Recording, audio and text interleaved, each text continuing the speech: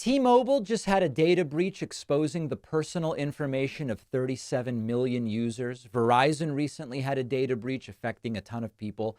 It doesn't seem like it's going to stop. And the way to protect your data is by using a VPN, which hides your IP address, essentially anonymizing your data and protecting you from these breaches. The only VPN I trust is Private Internet Access, which is the only VPN that has legally demonstrated they don't log your activity.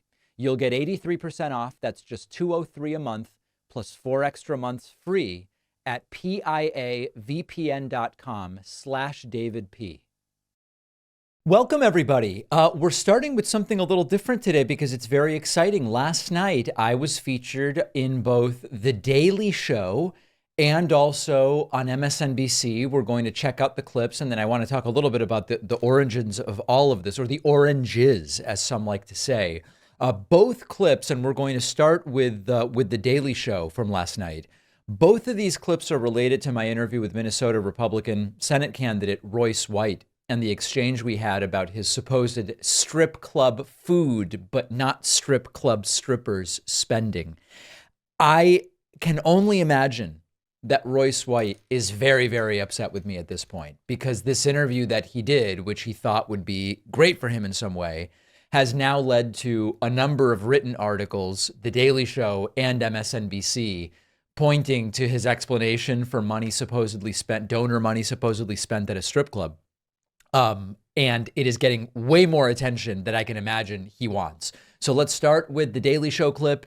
There's a nice little montage here. This is a couple minutes, so let's take a look. Let's kick things off in Minnesota, where Republicans have endorsed Royce White to run against Democratic Senator Amy Klobuchar in November. And he's already turning the race into an episode of Jerry Springer.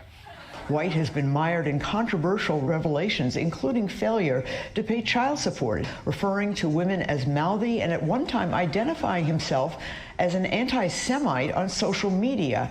And then there are the questionable campaign expenditures in 2022 when he ran for Congress, including $1,200 at a Florida strip club.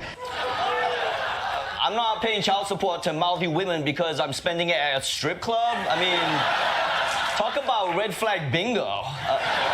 He even calls himself an anti-Semite on social media. Although, to be fair to him, declaring you're an anti-Semite is how you have to log into Twitter now. That's the new capture. By the way,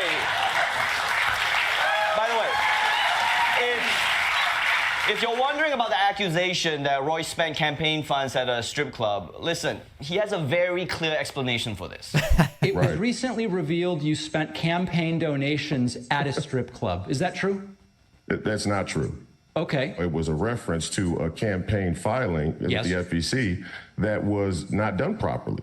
Your claim is there were filings which said you spent campaign funds at a strip club, but they were incorrect filings. No, they didn't say that I spent the funds at a strip club. Or no, let's say they didn't say that I spent the funds on strippers. But it was spent at a strip club. Well, strip club they sell food at the strip club, don't they?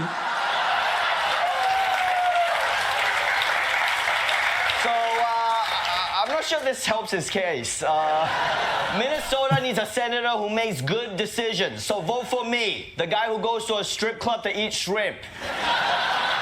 And look, hey, I'm sorry for interrupting him, okay? I mean, you were busy explaining how you don't know anything about strip clubs. You've spent the money on food at a strip club. Is that more accurate?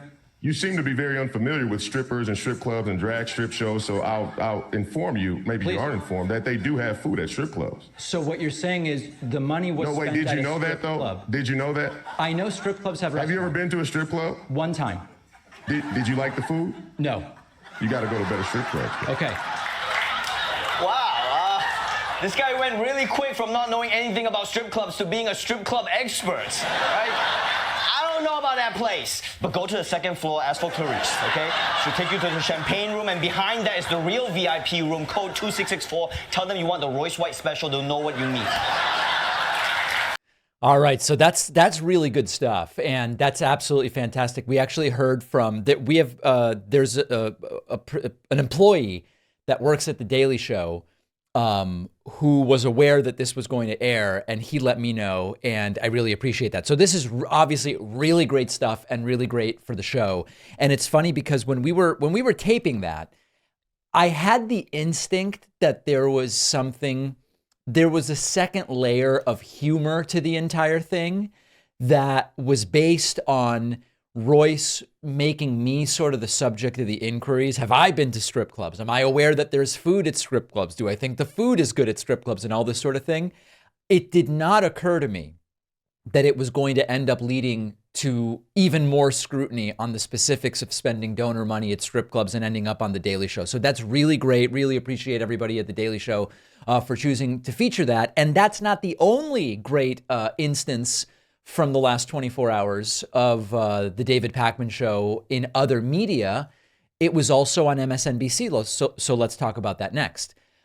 Chris Hayes, All In with Chris Hayes on MSNBC last night, did indeed feature part of my interview with Minnesota Republican Senate candidate Royce White. It was indeed the portion about his alleged spending of donor money at a strip club, not on strippers, but on food at the strip club. Because everybody knows the food at strip clubs is so good, you would go just for the food. And I know some people will write to me and they'll go, David, there's this place in Vegas where the food genuinely is that good. Okay, that may be, but it's not an explanation that made a lot of sense. So Chris Hayes featured this in a segment called Freaks and Geeks. And actually, the broader point of the segment that Chris Hayes did is a very good one, which is, once again, Republicans are doing the exact same thing, which is nominating absolute and total clowns in all sorts of parts of the country, setting themselves up for another major humiliating electoral devastation in November. Let's not get ahead of ourselves. We need to make that a reality. But here is the segment from Chris Hayes. And again, you will notice my interview from Royce White making an appearance here. Notably in Minnesota, where to take on incumbent Democratic Senator Amy Klobuchar, Republicans have nominated Royce White, a former NBA player turned InfoWars lover, a guy who has advanced conspiracy theories about everything from Nancy Pelosi's husband and the Federal Reserve, while reportedly managing to owe over $800,000 in child support, is now having to answer questions about why his campaign spent $1,200 at a Florida strip club. And by the way, I love the intro where he's having to answer questions. In a sense, that's true. I made him answer the questions. I like that lead-in. Your claim is there were filings which said you spent campaign funds at a strip club, but they were incorrect filings. No, they didn't say that I spent the funds at a strip club. Or no, let's say they didn't say that I spent the funds on strippers. But it was spent at a strip club. Well, strip club they sell food at the strip club, don't they? So you spent the money on food at a strip club. Is that more accurate? You seem to be very unfamiliar with strippers and strip clubs and drag strip shows. So I'll inform you, maybe Please. You aren't informed, that they do have food at strip clubs. Delicious. White has also rallied. All right. So again, also really, really good stuff there. I think if I want to be picky, MSNBC, instead of just saying the source for that is YouTube, it's a little weird to be like, hey, this is an interview from YouTube. Usually you would put YouTube/The David Pakman Show. All right. But beggars can't be choosers. Okay. I'm not saying I'm being treated unfairly. Really, really great. And a bunch of attention for the show as a result of that. Membership dumps, people reaching out saying, David, I saw you on this. I saw you on that. So absolutely great, great stuff. I have another announcement to make, which I might as well make here because we're just talking about other things I'm going to be doing. I will be appearing on C-SPAN, which is, as we know, the most electrifying media outlet one can be on. And I'm sort of kidding because even though it is toned down, I actually think that you can have very good political discussion on C-SPAN. I'm going to be on C-SPAN taking calls from C-SPAN viewers opposite a conservative. And they actually found... I want to be careful, but they found a more reasonable right-winger who is not overtly a bomb thrower. I actually don't remember the guy's name, but I'm going to be appearing alongside him and we'll be taking questions for an hour on C-SPAN. It's going to be the week of July 1st. Probably on the Tuesday, I will follow up with you and tell you when that is. So some really good stuff going on with the show as we are building here towards a climax, which I don't know if it's going to be with the debate next week, if indeed it does or doesn't happen, or the election itself, but we are really building here. We're going to take a very quick break, hear from a couple of sponsors, and then the last 24 hours have really been something. So we will get everybody caught up on everything that's going on. There was recently a huge data breach at T-Mobile. 37 million customers' personal data was exposed, and the data stays online forever and for anyone to access. And the number of data breaches in the US is increasing by about 80%. It is not getting any better. That's why it is so important to use a VPN anytime you connect to the internet. Changes your IP address, makes you anonymous. The only VPN I trust is private internet access. The only major VPN that is demonstrated in legal cases, they do not possess your internet activity, and the software is open source for the world to verify. When a company like T-Mobile or Verizon gets hacked and you were using a VPN, your data still gets leaked, but it's associated with a fake IP address, essentially, not linkable to you. Private internet access is optimized for streaming and file sharing without the lag and buffering you get with other VPNs. And one of my favorite things about a VPN is being able to access streaming content not normally available in my country, like UK Netflix. Get private internet access for 83% off. That's just $203 a month plus 4 extra months for free. Go to piavpn.com/DavidP. The link is in the description.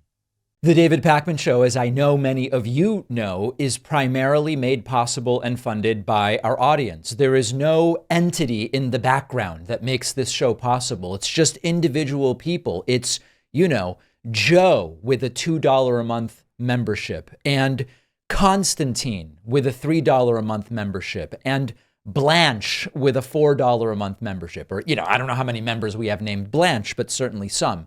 You can become one of these great people by signing up at joinpakman.com. As I've said before, we estimate only about 0.5% of our audience supports us directly. And if we could grow that level of support from 0.5% to 1%, that's it. We're financially viable and independent indefinitely, no matter what YouTube does to our revenue, what Facebook does, which, by the way, Facebook has decimated it. Quite literally, Facebook has decided, we don't really want to promote political content anymore. Revenue's down 90% on Facebook. We have no recourse other than to say, if we replace that support by growing our direct support from 0.5% to 1%, our problems are over overnight. So consider a membership at joinpakman.com, and you can read about all the great member benefits that are there. As Donald Trump continues to make the case that Joe Biden has no idea what's going on and can't think and can't speak and just is demented, quite frankly, he continues, Trump that is, to struggle visibly to the point where it is actually getting a little bit painful to watch. Donald Trump held a rally last night, if you can call it that, or yesterday afternoon, in Racine, Wisconsin. After insulting Milwaukee, Trump trying to suck up to Wisconsin voters by showing up and telling them how great their state is. And he couldn't even get the words Joe Biden out. While talking about how Joe Biden can't remember anything, he called him Joe Bride and glitched badly. And this is getting very difficult to watch. Joe Bride. Joe Bride. And so you really have to understand visually what's happening. He says Joe Bride, and then he does a very particular move that happens when the brain fails. Let's listen to the whole thing. Joe Bride, this guy is just the worst. Joe Biden, the worst president in the history of our country, will be a fading nightmare. He'll be a fading, I have fading memory, but I think, do you mind if I change it? He will be a fading nightmare. He's been a nightmare for this country. So when Trump starts to repeat words over and over again, it's because he's confused about what's on the teleprompter. As we know, Donald Trump is not illiterate. He obviously can read, but his functional literacy is certainly quite limited. And it is tough for him to get a lot of this stuff out. At another point, Donald Trump saying, Joe Biden is forming granting mass. Think of. Now, if you hear me say that and you go, David, those seem like random words, not in any kind of syntax that I recognize as part of the English language. Joe Biden is forming granting mass. Think of. That doesn't make any sense. And you would be right. It doesn't make any sense. Joe Biden's forming granting mass. Think of. He's going to formally grant. It's so bad to laugh, but there's something, it's like an uncomfortable laughter. These aren't sentences that make sense. Joe Biden is forming, granting, mass. Think of. How can I even analyze that? Something is very wrong. Trump getting distracted in the middle of one of his rants by a lake, and then he talked about sharks. It sounds like the conversations I have with my 2-year-old daughter. And I have to tell you, it's much clearer to me what she means, even if I can't always understand what she says. My life could have been so simple. I could have had 200 lawyers less. My life could have been... That's 200 fewer lawyers. Please, please. So simple. I would have had a beautiful life, but this is a beautiful life. This is far more beautiful. I mean, what's better? Being with you right now. Look at that beautiful lake. That beautiful lake. So now a shiny object went by. He's distracted. Beautiful, right? What's better, this or sitting on the Pacific or the Atlantic, which has sharks? Right. You don't have sharks. See, that's a big advantage. I'll take the one without the sharks. So I guess Trump extolling the virtues of Wisconsin after having insulted Milwaukee by saying, hey, listen, Atlantic Ocean, Pacific Ocean, forget about it. This is what we want right here because there aren't sharks, I guess. Trump then doing his rant where he says that a real red flag about some of the immigrants that are coming to the United States is that they speak languages no one has ever heard of. Give it. You have people that come in illegally that don't speak the language. We don't even know the country. These are countries where we have nobody in our country that even understands the language.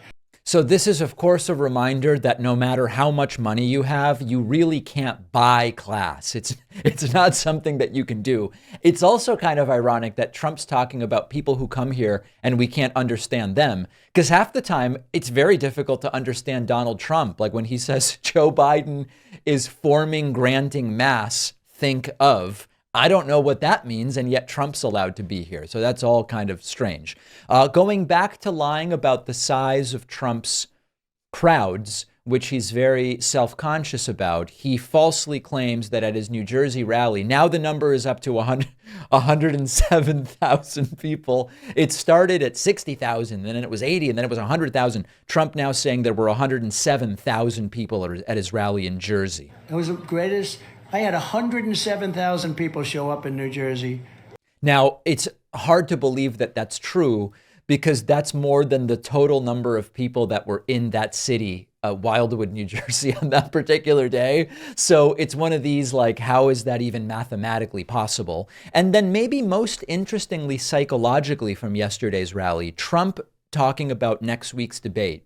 He seems very nervous about it. And he is trying to set expectations low by saying Biden's going to be on drugs. He's going to be pumped up. They found cocaine at the White House. And he's really trying to set the stage for people to say, if it seems like Biden did okay and Trump didn't, it must have been because of performance-enhancing drugs, which, of course, drugs that make you be a really good debater, we haven't really tracked down Biden yet. Doesn't have a clue. Now, we're going to watch. Is anybody going to watch the debate? Oh, yeah. He's going to be so pumped up. He's going to be pumped up. You know all that stuff that was missing about a month ago from the White House? What happened? Who left it? Somebody left it. I wonder, let's see, somebody left a laptop in an office of... By the way, the cocaine was found in 2023. So as usual, Trump's sense of time a little bit off. A gentleman was supposed to fix the laptop from hell. He never picked it up, and somebody didn't pick up hundreds of thousands of dollars worth of cocaine. I wonder who that could have been. So, of course, the suggestion here is Biden will be a good debater because he's on cocaine. And the cocaine found at the White House is actually Joe Biden's. Why he would keep it in an area accessible to White House guests, I have no idea. Seems very, very stupid. On economic matters, Donald Trump did weigh in, and he said he doesn't care what all of the economic indicators say. He believes inflation is between 40 and 50%. All right. I mean, listen, just say it's 100% if you're going to lie. Take a look at our inflation, our real inflation. They said it was 10 for the last couple of years cumulatively. You take a look at inflation. Cumulatively. I like that. And if you add different categories, which they don't, I think our inflation is between 40 and 50%. They say it's a 22%. 22% is a lot. That's record setting. But I think you could double it. Let them add the cost of interest. Let them add the cost of trying to buy a. If you add up different things and the cost of interest, then inflation is between 40 and 50%. A really interesting and precise assessment on the economy from Trump. On the topic of vaccines, Donald Trump has a message for any school that has a vaccine mandate. And I will not give 1 penny to any school that has a vaccine mandate or a mask mandate. The crowd cheering. There's one little problem. Every public school has a vaccine mandate. Every single one. So that means, hey, and by the way, this is, of course, what Trump wants. This means no money for any public schools, if you believe Donald Trump, which why would you? The guy lies all the time. And then lastly, Trump talking about conquering and wars and seems very confused by the words on his teleprompter. We stand on the shoulders of the American giants who crossed the oceans, explored the continent, settled the Great Plains, won the Wild West, laid down the railroads, raised up those great, big, beautiful skyscrapers. Thank you very much. Thank you very much. Conquered the skies, fought 2 world wars and won, and we didn't have to change the name of the forts, by the way. Does anybody know what I mean by that?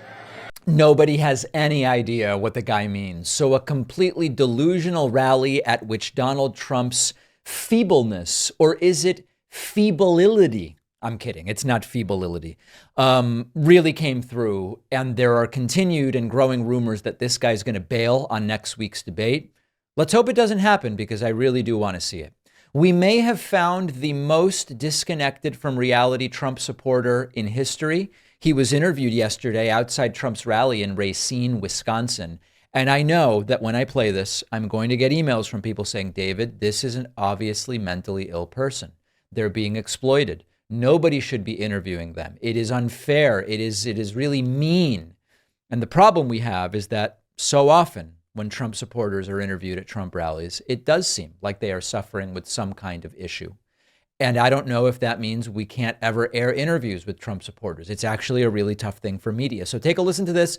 He explains why he likes Donald Trump. I think it shows that Trump is built different, and he's not doing this for the benefit. Like he was already a billionaire before, nice properties around the world. He's doing it because he cares about people. And I think, like you said, all the stuff he's going through shows it. Because if I just wanted the power, if I just wanted the money or fame, any other politician would have dropped out, criminal cases, all that. But I think it shows that he's in it for the people, and that's why he wants to continue. So listen, obviously delusional. I can't think of any president who has ever been in it less for the people and more for himself than Trump. But you look at the comments to this interview and you see the usual things. This is unfair. This is exploiting someone who's clearly mentally ill, maybe severely. I don't know what to tell you guys. I mean, every time we feature interviews with Trump supporters that we aren't doing, these are interviews being done by other media outlets. I get emails from people saying, David, you really shouldn't exploit people who are very clearly mentally ill. I mean, is that guy mentally ill? I don't know. Is supporting Trump at this point in general a sign that something isn't, the wheel is spinning, but the hamster is dead, for lack of a better metaphor? I just don't know. Another cult supporter said that Trump can last all morning, day, and night, which was an interesting moment. I really wonder how Biden is going to be able to fare, considering President Trump can last all morning, all day, all night. He goes with energy like no other. So it will be interesting to see how Biden... No performance-enhancing drugs or anything, at least as far as that woman is concerned. Another gentleman was interviewed, and he says his main issue that he wants Trump to deal with is the fall of religion and Christianity in America. Talking to your friends, what's the main concern for you when you look at the Biden administration and what's going on in our country?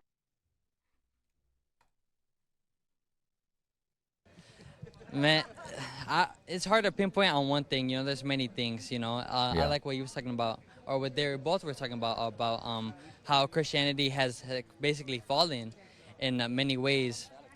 And now the biggest fall for me, in my opinion, is the fall in religion, 100%. We're talking to you. There you go. So that guy's very concerned about declining religion in America.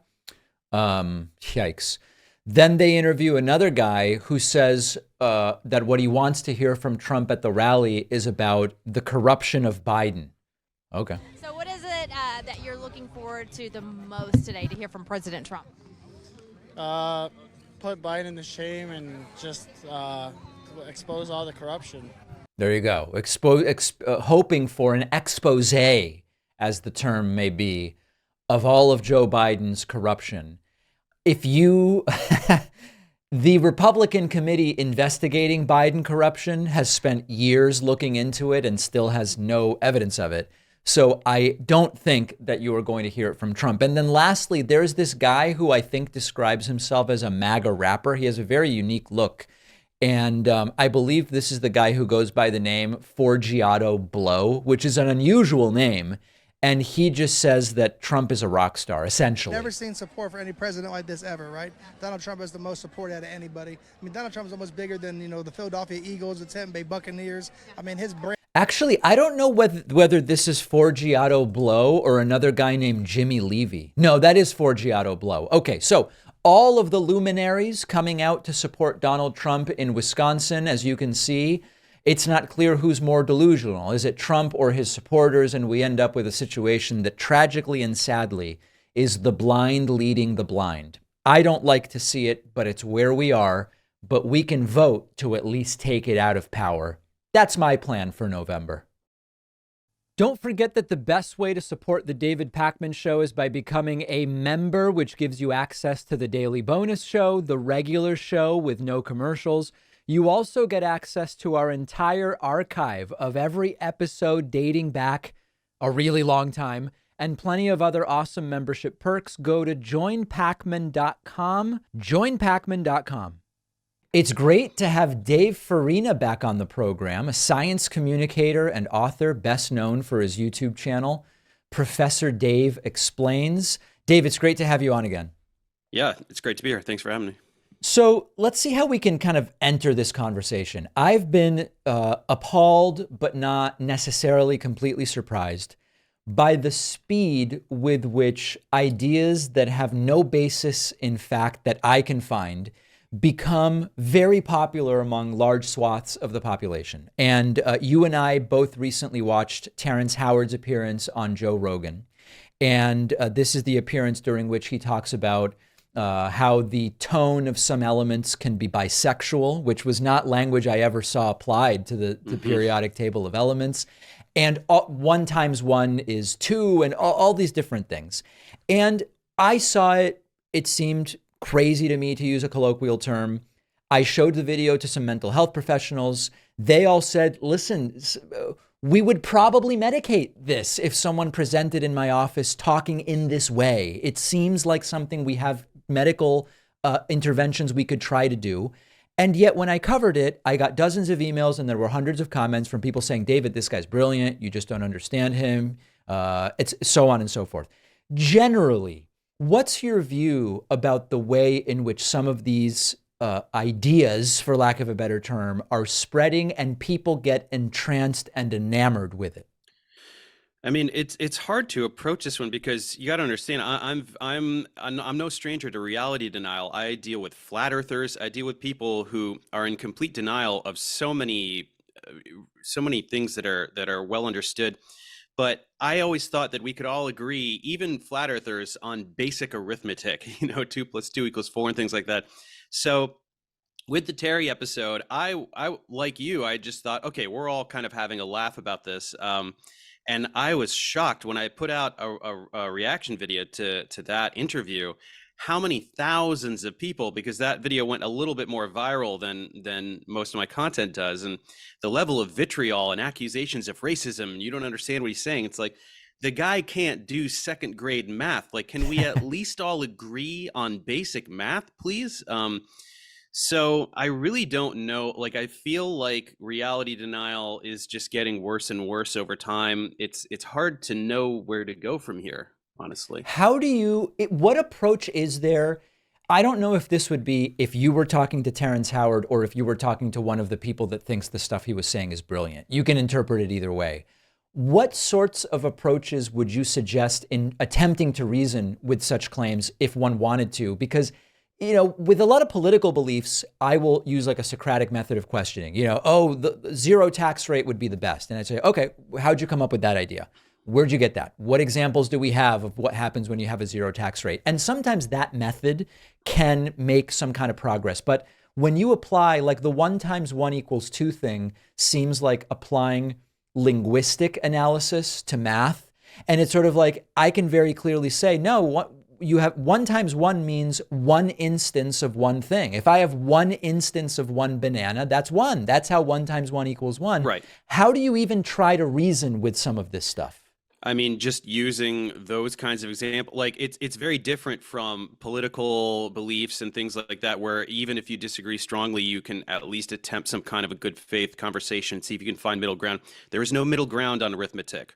1 × 1 = 1. If you do not agree with that, you're wrong. So for me, the challenge, I'm not really the best with the sociological aspect. What my skill set lies in is more just breaking these concepts down in ways that are absolutely undeniable. So with arithmetic, in my video, I just went back and explained basic arithmetic and what the operation of multiplication is in the sense of repeated addition, and showed pictures and examples. And, it's a little embarrassing to have to do that, but I do that. And then the same thing with the periodic table, saying things are frequencies and this and that, and hydrogen is only the first element that we can perceive, and that there's ones before that. It's like, no, hydrogen is the first element because it has 1 proton.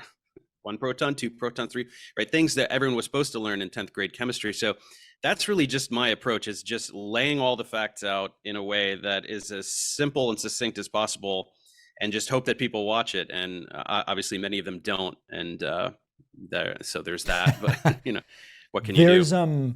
There's this other guy, Billy Carson, who was just before our interview, I was watching him on the Patrick Bet-David podcast, on which I've appeared, and then he was with Rogan. And if I understand correctly, and a lot of this is the followers of these folks will then write in and go, you're just not understanding what he's really saying. It's like, okay, if I understand correctly, he has beliefs about ancient civilizations that involve gold mining and the Anunnaki, and he thinks there was someone named Thoth, or I don't even know if I'm pronouncing that correctly.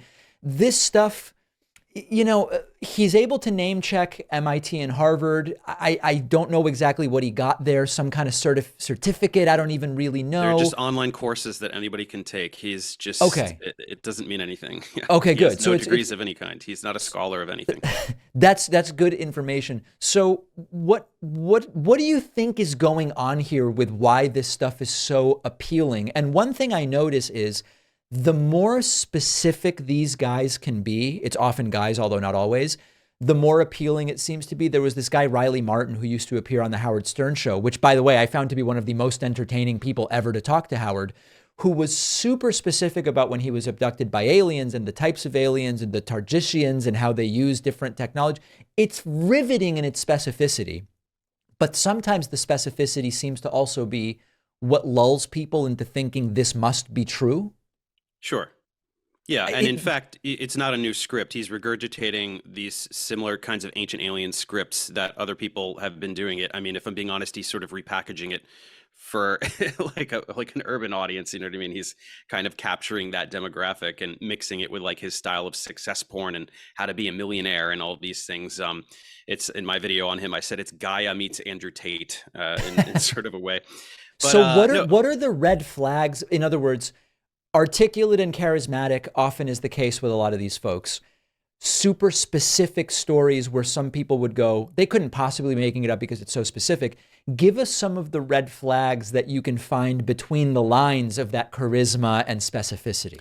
I mean, the main one would be technobabble. I mean, they just spew out jargon that they they know that the majority of their viewers have no idea what they're saying. But if they use enough technical terminology, they'll confidently, people will think that they know what they're saying.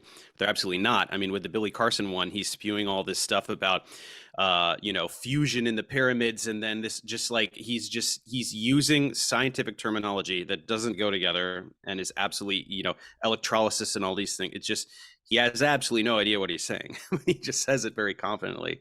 That's all. And it seems that that's a big difference with actual academics and scientists, who seem to often use language like, based on what we've been able to get our hands on so far, here's our best assessment. And they sort of seem to leave room for the fact that we may revise our conclusions as evidence changes. That humility sometimes is missing from these guys. Yeah, well, they'll also take advantage of that humility and project greater certainty, of course, regarding utter falsehoods, right? It's a script of lies. But yeah, I think some people love a confident fraud more than a humble scientist or truth teller. It can be very intoxicating, I think. But in the end, these are stories that people want to be true. They want these stories about aliens coming down and genetically engineering us to mine gold for them. Why would that be the case? It's kind of rare here. I don't know if people were aware they could go mine asteroids instead and get them. But they're fun stories. Like I love the movie Stargate. It's a fun movie, right? But it's a movie, right? And I don't know, just this penchant for fantasy mixed with I've said this before, and probably to you as well, just this increasing anti-establishment bias, people that just are so desperate for any kind of prevailing wisdom to be false, whether I don't know where that stems from exactly, a disillusionment with authority, or just, wanting to feel smarter than people who actually study things. I don't know what it is, but that's sort of behind most of the science denial that you see today, is this anti-establishment bias. What's your sense of the degree to which Rogan does an acceptable job of handling these sorts of guests? Like, I've spoken to my audience about how when I interview an extremist or kind of wacky guest who I know is going to make either really disgusting claims about people based on race or sexual orientation, or is going to tout conspiracies about the election, like that guy Mike Pillow, Mike Lindell, as some people know him, I try to be prepared so that I can put up a wall or create an environment in which their views will be exposed as out of the mainstream, indefensible, or whatever the case may be.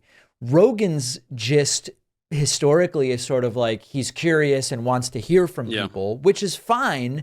But when there's this sort of nonsense, I start to question the responsibility of it. Like, how do you assess Rogan's relationship to these guests? It's tough because in the past I had somewhat defended Rogan. I'm not an avid Rogan viewer. Obviously, I know of the show, and I had seen clips of him pushing back on various guests to the best of his ability. It's totally fine that he's not particularly educated in any field, and it's totally fine that he wants to have conversations because he's curious.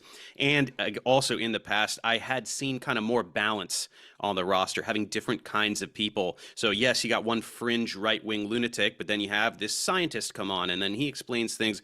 So I was like, okay, I kind of, to an extent, had defended Joe in the past, because we don't really have anything these days. We have so many echo chambers, and there's no like Dick Cavett show where everybody comes on and talk. So I was like, okay, Rogan is fine, but just the way that his roster is skewed lately, and just so many, it's just disproportionately filled with these blatant charlatans. Billy Carson is a grifter and a charlatan. Terrence Howard is, it's a little more defensible because I think he is actually genuinely extremely mentally ill. But everything he's saying, I mean, it's like, not only is there no pushback, and I had comments telling me in my video, no, Joe's just, coaxing the crazy out of him because he knows it's good content. No, in the Billy Carson interview, he goes, how is Terry so smart? He's brilliant, talking about the theory that stars poop out planets. I mean, literally, he said defecate. He said they defecate planet. It's like, dude, learn literally anything about astronomy here.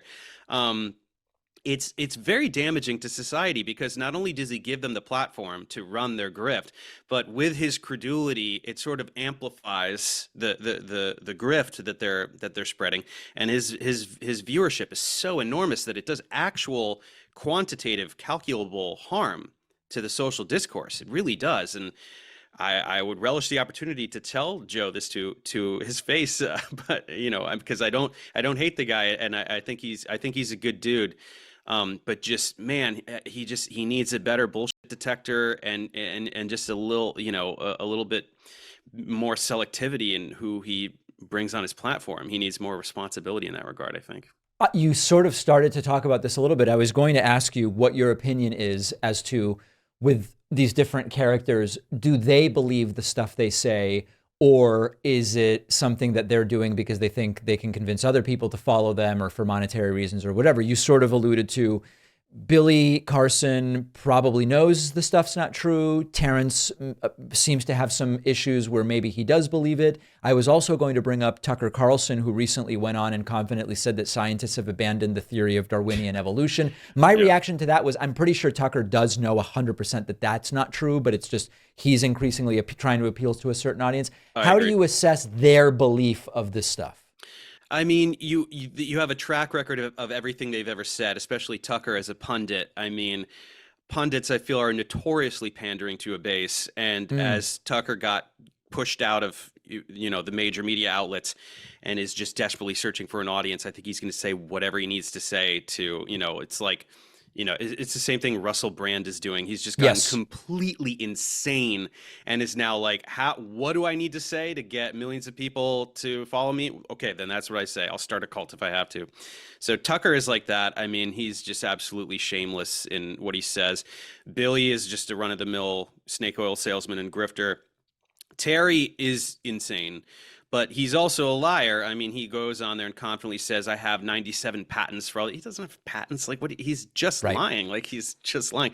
You think he knows he doesn't have the patent? Like, in other words, some of this stuff might be mental illness, but with the patents, you think he just knows he doesn't really have any patents? I mean, I'm not an expert on mental illness, so maybe he's somewhere in the recesses of his mind, he's convinced himself he does. I don't know. I'll leave that to a mental health professional, but he is definitely obviously not just saying things that are scientific nonsense, but flat out lies. So I don't really care. I want everyone to know what's right and what's wrong, and the rest can be sorted out by society. But that's my job here. So we've been speaking with Dave Farina. Please check out the YouTube channel, Professor Dave Explains, filled with great, meaty content. Dave, always great talking to you. I really appreciate it. Thanks very much for having me. If you value what we do at the David Pakman Show, remember to support us on Patreon. Go to patreon.com/David Pakman Show, where you can get access to behind-the-scenes videos, the Daily Bonus Show, the commercial-free Daily Show. You can support the show for as little as $2 a month. Check it out at patreon.com/David Pakman Show. Well, we may have finally found the supposed dead voters that were voting. Trump thinks one of them voted for him. Trump even more confused and struggling cognitively than we thought. Author Ramin Sotoudeh explained last night on CNN that years ago, he already had questions about what was happening with Donald Trump's brain. For example, he says Donald Trump was regularly confused during their interviews. And one example he gave was that Trump insisted confidently that the late Joan Rivers voted for him for president in 2016. There's only one problem with that, which is that Joan Rivers passed away in 2014. And yet this did not stop confused Trump from insisting, no, she voted for me. She did. Listen to Ramin Sotoudeh explain it to CNN's Caitlin Collins. This is genuinely serious and scary stuff. Can we just first start off about your sit-downs with Trump? 6 times after he left the White House, which, is such a different period, thinking about what's happening in Virginia tonight and seeing his grip on the Republican Party. I mean, what was he like? What did you observe from him when you sat down with him? So I interviewed Donald Trump more than any other journalist since he's left the White House. We started in May 2021, and that report you just talked about meandering and confusing is right. He goes from one story to the next. He struggles with the chronology of events. He seems very upset that he wasn't respected by certain celebrities in the White House, and then he'd go to a story about The Apprentice. So as you know, Caitlin, it's very challenging to interview Donald Trump and to go toe-to-toe with him, but there was some cognitive questions about where he was and what he was thinking, and he would from time to time become confused. Because you wrote at one point about Joan Rivers, him telling you that she voted for him in 2016, I believe, even though... He confidently told me and declared that Joan Rivers voted for him when he ran for president, and Joan Rivers died in 2014. Joan Rivers died in 2014, so she would not have been able to vote for Donald Trump. Yeah, and because you talked about his memory, you wrote that, on some days I have the feeling he has no idea who he's even talking to, that he actually forgot or didn't remember that the two of you had spoken at your first sit-down interview. Right, so my first sit-down was in May. He wasn't doing a lot of interviews, and then we sat down again towards the end of the summer. And when I sat down, there was a very blank expression on his face. So I asked, do you remember when we spoke recently? And he said, no, I have no memory of that. And he couldn't recall. He said it was a long time ago. And then we had to start from scratch. So the interview started from square one, where he started telling me the same exact stories that I heard in our first interview. Now, I know that there are people who are going to, let's get back to the Joan Rivers thing in a second. There are people who will hear this and they'll say, Trump's such a busy guy. He's a narcissist. It's not a big deal that he didn't remember ever having met Ramin Sotoudeh or having done an hour interview with him. That doesn't really make any sense. And even as someone as narcissistic and high profile as Trump, if you're doing a series of 6 extensive sit-down interviews in your home with the same journalist, there's not really a reasonable explanation for why you would forget about that from May to August, for example. It just doesn't make sense. Now, on insisting that Joan Rivers voted for him, despite the fact that she was dead at the time of the 2016 election, that's very, very concerning. And unfortunately, and this isn't funny, we just can't really have someone in power who is compromised in this way. At another point, it's so sad. Trump said to Sotoudeh, I've got to go upstairs and deal with Afghanistan. He wasn't president at the time, and he actually referred to it as the Afghanistan. Incredible. Your biggest takeaways from sitting down with him, right after he left the White House, when his political power was probably the lowest it's been since 2015, and how he reflected on when he was hosting The Apprentice, and the ratings were soaring in that first season, and just kind of what that looked like for him. He was very deflated. He was conflicted. He was angry about the way in which the press had treated him. He still believed that he won the election. And he was happiest when he talked to me about hosting The Apprentice. It was the thing that brought him the most joy. We watched clips of the show together. We watched the theme song, and he really lit up. He watched his firing of Omarosa. And then he would talk about what he did at the White House, and he would become gloomy and resentful and unhappy and refer to Afghanistan and Joe Biden. But he also seemed to think that he still had some foreign policy powers. And there was one day where he told me he needed to go upstairs to deal with Afghanistan, even though he clearly didn't. He told you that while you were interviewing him at Trump Tower, he told you he needed to go upstairs to deal with Afghanistan? With the, quote, the Afghanistan is how he referred to it. It's a remarkable experience. It's a remarkable book. Do people realize how serious this is? Can you imagine? I've got to go deal with the Afghanistan upstairs. Sir, you're not president. No, I've got to go deal with it. And here's the saddest thing about this. I know some of you are thinking right now about Trump's father. I know that if I didn't say what I'm about to say, many of you would email me and they'd say, David, what Ramin Sotoudeh is talking about is verbatim what was going on with Trump's father.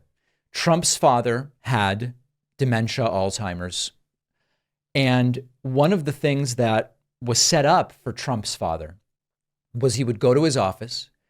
He would have a secretary, an assistant of some kind. He would have a phone and papers at his desk. And it was set up for him to think that he was still working. He would pick up the phone. He would talk to the secretary. He would shuffle the papers around. It was nonsense. He wasn't running the company at that point. He didn't have the capacity to run the company at that point. Trump thinking I'm going upstairs to deal with Afghanistan is strikingly similar to what was going on with Fred Trump later on in his life. So listen, this is extraordinarily serious stuff. So far, other than just blanket general denials, there isn't any serious refutation of what Ramin Sotoudeh is saying. Not only that, these are such specific claims that I can't imagine him making them up in the way that some MAGA defenders are saying. So this all is very, very bad if Trump does become president. It's also bad in terms of what it says about Trump's health. But if there is any kind of glimmer of positivity or hope here, it's some new polling that looks very good for President Joe Biden. Let's talk about that next. There is a politically deadly new poll out, if true, that would essentially mean Trump cannot win. Now, I'm going to couch this as no one poll tells us everything we need to know. But there is a new poll by Redfield and Wilton Strategies, which finds that 5%, 1 out of 20 Donald Trump voters from 2020 are switching to Joe Biden. With how close this election is expected to be, if 1 out of 20 Trump voters switches to Joe Biden uniformly across the country, right? So roughly by the same margin in blue states, red states, and competitive states, Trump could not win. Let's take a look at the article and then we will discuss. About 1 in 20 people who voted for Trump in 2020 plan to vote for Biden, according to a new poll. The presumptive Republican nominee will face Biden in November. Polls have shown it's going to be a tight election with a statistical tie or only marginal leads. Some polls, however, point to a number of voters flipping from their 2020 ballot. According to research by Redfield and Wilton Strategies, 5% of Trump 2020 voters now say they plan to vote for Biden. This is more than the 3% of people who voted Biden 2020 and say they plan to vote for Trump. That is a net 2% swing towards Biden. If, this is a major if the poll reflects reality, and if Biden does get a net 2 percentage point boost uniformly distributed across the country, Trump cannot win. Now, I am not suggesting that that is exactly what is going to happen. The best case scenario, of course, would be very high turnout, which makes that 2% as significant as possible. Uncommitted voters, to the extent that they exist, and part of me is like, how could you possibly be uncommitted at this point? But they exist. Uncommitted voters realize Trump's not the better choice. And we do get that 5% of Trump voters that flips to Biden with a 2% net gain, given the 3% that are going Biden-Trump supposedly. Trump will lose. Trump will completely lose his mind. And then maybe it opens the door to future convictions, if there are any, leading to actually putting Donald Trump in prison once and for all. Now, that is of an extraordinarily rosy scenario. And if I'm completely honest with you, I don't do the thing on this show where I artificially raise the alarm. I just tell it to you the way I see it, which is it'll probably be close. But there is a real chance that polling is underestimating how terribly Trump is positioned right now. It's not a guarantee. It's not a reason to stay home. But if you zoom out and you see numbers like 1 out of 20 Trump voters are planning to vote Biden. Trump already lost in 2020. That was before he incited a riot. It was before he was indicted 4 times. It was before he was found civilly liable for sexual assault and defamation. It was before his 34 felony convictions. That's really the bottom line. Nothing has changed in Trump's favor. And I know that Trump and MAGA insist the indictments helped Trump. Didn't really seem to help him in fundraising. And now they're saying the conviction helped Trump. Joe Biden's still fundraising, blowing him out of the water. He conclusively lost in 2020 by 115,000 votes in 3 states, but everything has gotten worse for him since then. So there is the possibility that this is going to be an historic defeat against Donald Trump. There's the possibility that it will be very, very close. We now ignore the polls and we go and vote because the caveat that stops us short from saying this thing is over is that this is a very sick country in many ways. It's a country that elected Trump in 2016. It's a country that still has, at minimum, tens of millions of people that are planning to vote for Donald Trump. And so whether it's 60, 70, 80, or 90 million, it's still a sickness that we have in this country. And so we can't stay home. We have to go and vote with the awareness that there is a case to be made that this could be a disaster, not just for Trump, but for the Republican Party more broadly, a disaster from which they may not recover for a while. It's up to us to make it so. And that's the reason I'll be voting in November. We have a voicemail number. That number is 219-2-DAVID-P. Here is a caller who really thinks he's got me with this one. He really does. Take a listen to this. Can you name for me any proposal of the left that makes things less expensive? Not free. Free is not considered less expensive. Free has another purpose. I can give you at least 3 things that the left promotes that makes things more expensive. Okay. Taxation makes everything more expensive. Green energy, Teslas and solar panels makes things more expensive. And now this new EPA requirement makes HVAC more expensive. Those are 3 things, 3 proposals, 3 policies of the left that make things more expensive. Oh, I forgot. Anyway, food. Okay. So first and foremost, I don't know why he's allowed to set the guidelines and say, David, give me examples of things the left proposed that would make something less expensive, not free, but less expensive. Why? Why does he get to set the terms? But that's okay. I'll still answer it.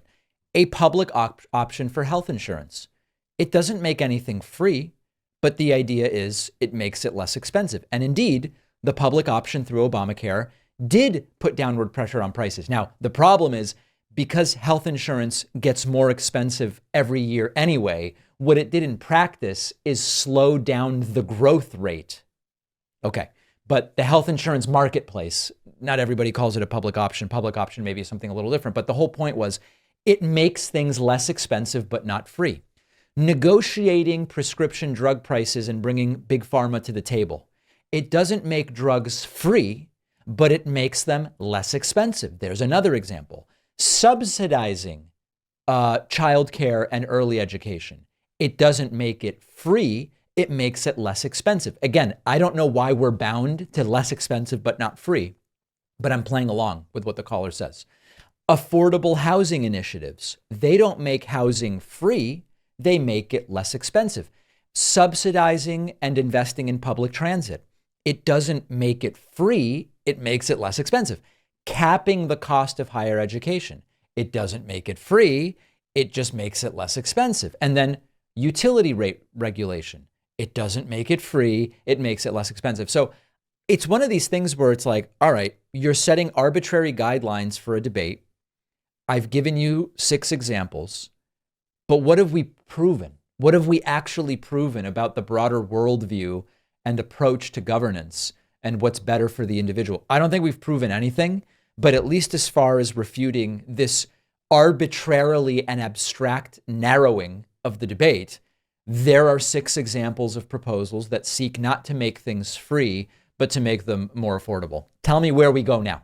All right, we have a great bonus show for you today. 500,000 immigrants could be put on a path to U.S. citizenship under a new plan from the Biden administration. It doesn't fix DACA. It deals with a different aspect, but it's very, very interesting. Thailand becomes the first Southeast Asian country to legalize same-sex marriage. And Matt Gaetz is now being investigated for sexual misconduct and for drug claims. Will this finally be the one that takes down Gaetz? Honestly, probably not. But I'll tell you what's being investigated, where the evidence points, and much more. Don't miss today's bonus show, one of many member benefits for those who sign up at joinpakman.com. Oh, the bonus show where you want to make money. Everybody else that makes money to fund themselves is bad. Exactly. You can sign up at joinpakman.com. You can use the coupon code SAVEDEMOCRACY24. I hope to see you on today's bonus show. Otherwise, I'll see you back here tomorrow.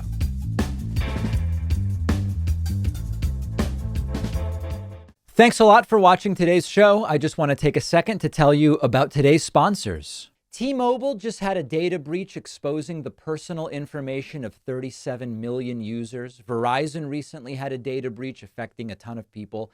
It doesn't seem like it's going to stop. And the way to protect your data is by using a VPN, which hides your IP address, essentially anonymizing your data and protecting you from these breaches. The only VPN I trust is private internet access, which is the only VPN that has legally demonstrated they don't log your activity. You'll get 83% off. That's just $203 a month plus 4 extra months free at piavpn.com/DavidP.